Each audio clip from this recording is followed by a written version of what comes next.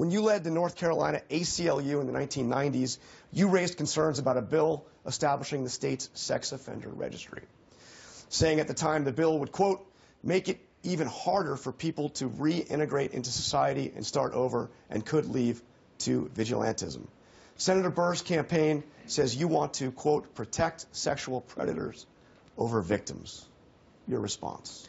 Well, that's politics.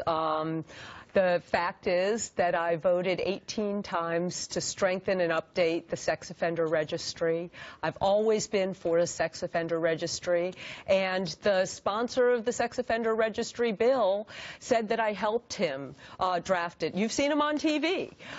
So there's no question that I'm in favor of a sex offender registry, and I have a strong record of protecting women and children. I was a leader in domestic violence reforms. I introduced a bill to clear up the rape kit backlog, and so my record protecting women and children is long and heartfelt.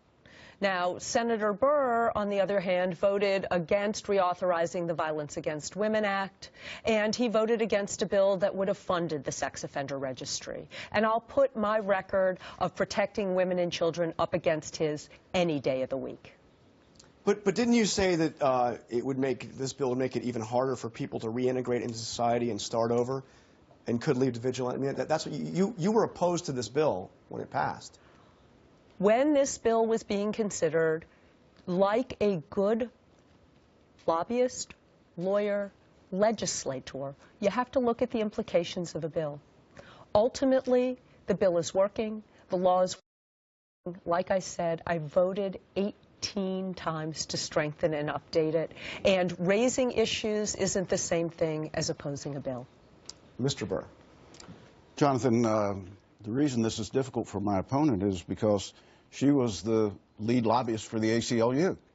And in that role, she did make the statement that you read. But she also went on to say, in the Burlington Times in 1995, just because you know somebody in your neighborhood is a sex offender does not make you safer.